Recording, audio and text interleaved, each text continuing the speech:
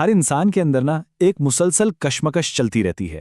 ایک طرف رہنمائی کی آواز ہوتی ہے اور دوسری طرف ذاتی خواہشات کا شور۔ تو آج ہم ایک ایسی ہی اندرونی جنگ کی ایک بہت گہری اور سبق آموز کہانی کا جائزہ لیں گے، جو ہمیں بتاتی ہے کہ جب خواہشات کو بے لگام چھوڑ دیا جائے تو انجام کیا ہوتا ہے۔ قرآن کا یہ سوال اصل میں ہماری پوری گفتگو کی بنیاد ہے۔ ذرا سوچیے اس کے بارے میں۔ یہ کوئی عام سوال نہیں ہے، یہ ہمیں سیدھا ایک ایسی کہانی کی طرف لے جاتا ہے جو کبھی بھلائی نہیں جا سکتی، اور یہ واضح کر دیتا ہے کہ اصل گمراہی کیا ہے: ہدایت کے بغیر اپنی خواہشات کے پیچھے چلنا۔ تو کیا اس کا مطلب یہ ہے کہ خواہش بذات خود کوئی بری چیز ہے؟ نہیں، ایسا بالکل نہیں ہے۔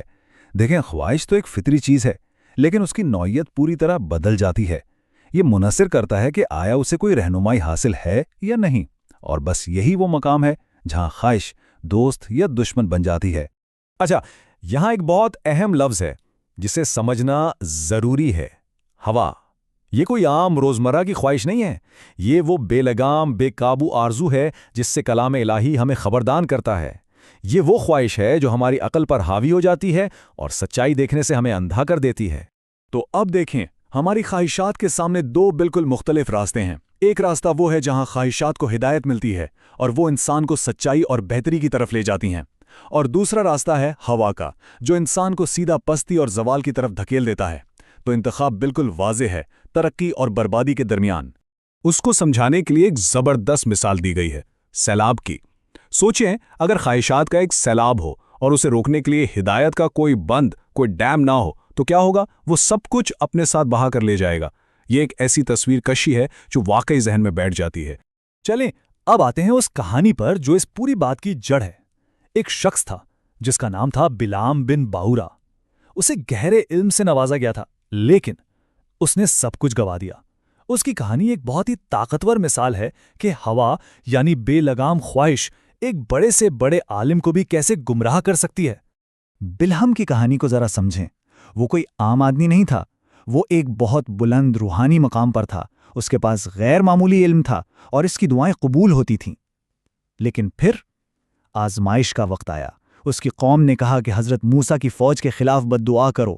اس نے پہلے تو صاف انکار کر دیا، لیکن پھر دولت کی چمک نے اسے اندھا کر دیا۔ اس کی خواہش اس کی عقل پر غالب آ گئی اور اس نے ایک ایسا فیصلہ کر لیا جس نے اس کی دنیا اور آخرت دونوں کو ہمیشہ کے لیے تباہ کر دیا۔ یہ جو مثال ہے یہ بہت گہری ہے۔ جس طرح ایک سانپ اپنی پرانی خال کو پوری طرح اتار کر پیچھے چھوڑ دیتا ہے، اسی طرح بلعام نے بھی ساری حکمت اور علم کو مکمل طور پر ترک کر دیا جو اسے کبھی ملا تھا۔ یہ کوئی چھوٹی موٹی گمراہی نہیں تھی، بلکہ اپنی روحانی پہچان سے پوری طرح دستبردار ہو جانا تھا۔ اب بلعام کی جو آخری حالت ہوئی اسے بیان کرنے کے لیے قرآن ایک بہت ہی عجیب اور یاد رہ جانے والی مثال استعمال کرتا ہے۔ ایک ایسے کتے کی مثال جو ہر وقت ہانپتا رہتا ہے۔ آئیے ذرا اس تمثیل کو سمجھنے کی کوشش کرتے ہیں۔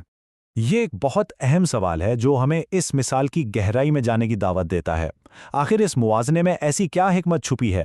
ایک جانور کی حالت کو ایک انسان کی روحانی کیفیت بیان کرنے کے لیے کیوں استعمال کیا گیا؟ تو دیکھیں، اس کی وضاحت یہاں ملتی ہے۔ کتے کی جو جسمانی حالت ہے وہ حالات سے نہیں بدلتی۔ آپ اسے چھوڑ دیں تب بھی وہ ہانپتا ہے، اس پر حملہ کریں تب بھی وہ ہانپتا ہے۔ اسی طرح جو شخص خواہشات کے پیچھے چلتا ہے وہ روحانی طور پر ایک جگہ پھنس کر رہ جاتا ہے۔ اس پر آسانی آئے یا مشکل، وہ اپنی غفلت کی حالت سے باہر ہی نہیں نکلتا۔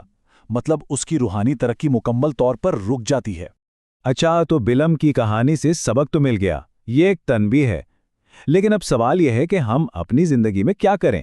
ان طاقتور اندرونی قوتوں یعنی اپنی خواہشات کو صحیح طریقے سے سنبھالنے کے لیے ہمیں کیا رہنمائی ملتی ہے؟ تو یہاں خواہشات کو قابو میں رکھنے کے لیے ایک بڑا واضح فریم ورک دیا گیا ہے۔ یہ 4 اہم شعبے ہیں جہاں خواہش کو ہدایت کے بند کی ضرورت ہوتی ہے۔ مقصد یہ ہے کہ یہ تباہی پھیلانے والی قوت بننے کے بجائے ایک تعمیری طاقت بن جائے۔ اور آخر میں یہ ایک سوال ہے جو ہمیں سوچنے پر مجبور کرتا ہے۔